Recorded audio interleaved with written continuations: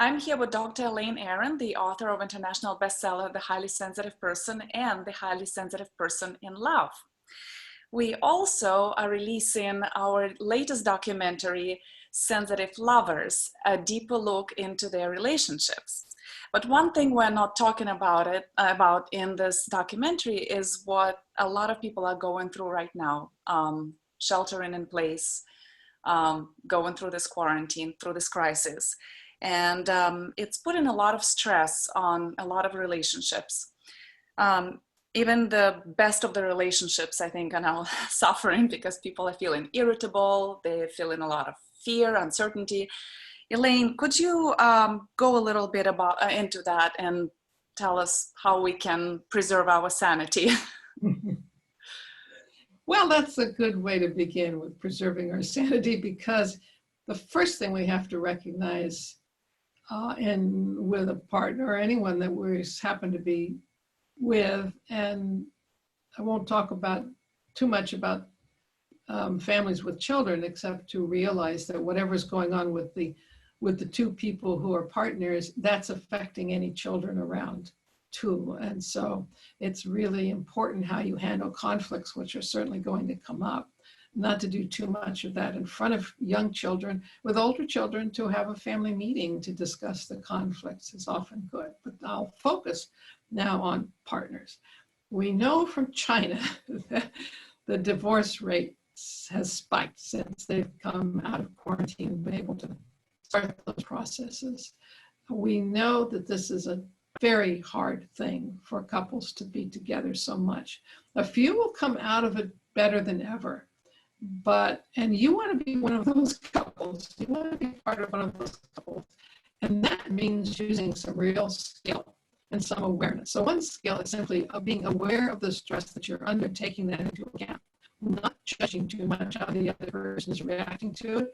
Very often, couples break up to just how they see the other person reacting to the stress and being disappointed. But remember what you like about this person in other situations. Maybe it's the sense of humor or the adventurousness or being a good provider. And then maybe things have changed and those things are not in the forefront. Maybe now the person has a bit of a temper or is critical of you, and those things you don't want in a relationship, but they may be there. And I'll just say a word about domestic violence, which is also no doubt increasing in this situation. And you have to be very careful about that and seek help if that's going on. And there is a lot of help out there. A lot of psychologists have volunteered their time. You can find that on the internet. So one of the most important things is what I tell individual highly sensitive people, and that is to spend some time separate. When you start feeling irritated with each other, it may be time to just get away from each other and maybe take a rest, or just go to another room and close the door. Or if you can't go to another room, spend silent time and explain to the other person that things are going to be better if you do this. It's not about them or you're being irritated with them. It's about you knowing that this helps. And in any argument, we know that people, if their pulse rate goes over 100, we know this from John Gottman's research, you should stop arguing and take at least 20 minutes to calm down, because nothing gets done effectively when you're really angry. Your thinking gets squashed down when you actually need big picture thinking. So be careful about the stress and taking care of yourself. So that's very important. Another thing that happens a lot is that our roles change when we're at home.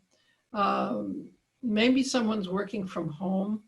So in that case, if they weren't working from home before, the other partner is very aware of the work that the one person does. And then here's the deal.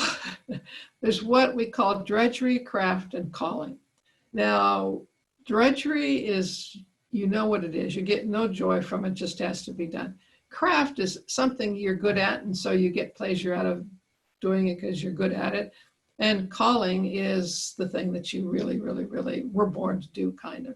So if one person is sitting at their computer doing their calling, and the other person is left, maybe works outside the home and can't now.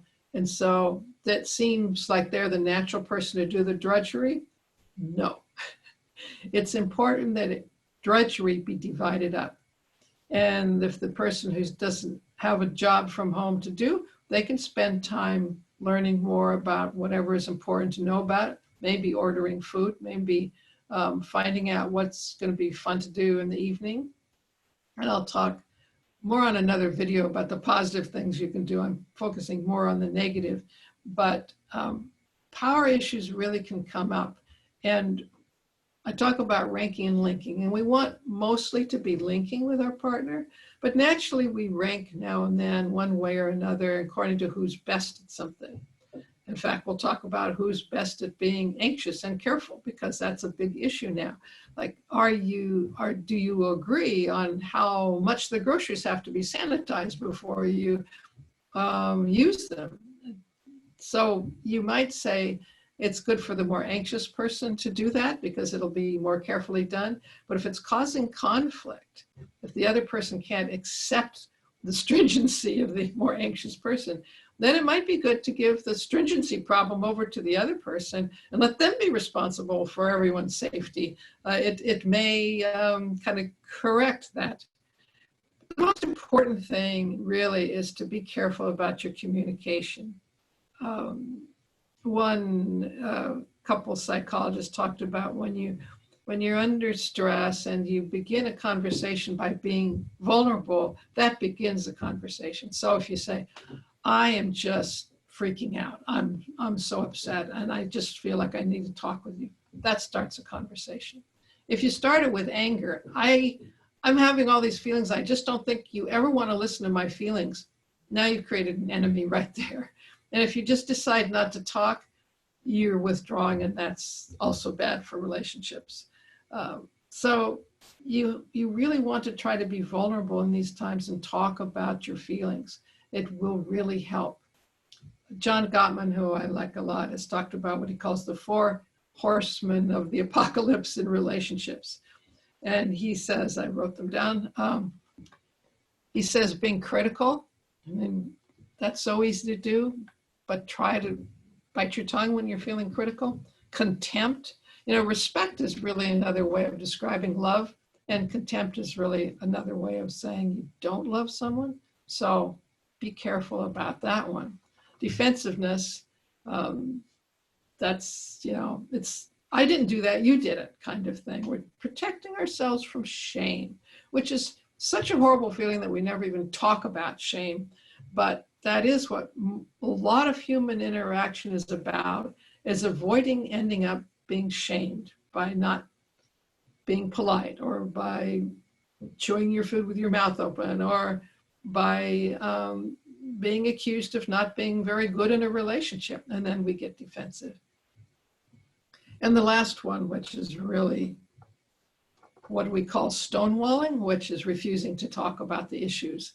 We also in social psychology call it demand withdraw. So one person has an issue and they want to talk about it, and the other person who has things the way they want it already doesn't talk about it. They say, oh, we really should talk about that sometime, but I really got to get going. Or, you're really right, but I think maybe what you need right now is a special dinner or a special glass of wine. So all of a sudden you're distracted from talking about it. And if you push, then you get more of the contempt or the criticism. You're always tearing things apart. You're always looking at the negative. And whatever it is, what you're really getting is a person withdrawing from dealing with the fact there will always be conflict, and you need to operate right now, especially as a team in your relationship, as well as how you get the groceries or how you figure out your finances. So it's a challenging time, and I think it will define our lives for a long time to come, and your memories of how you handled it as a couple will be very important to you and perhaps very precious. But don't be too hard on yourself. If you're not doing perfectly, you're going to have a lot of problems, is what I'm trying to say. But let's talk now. I'm going to do another video about the positive things we can do together.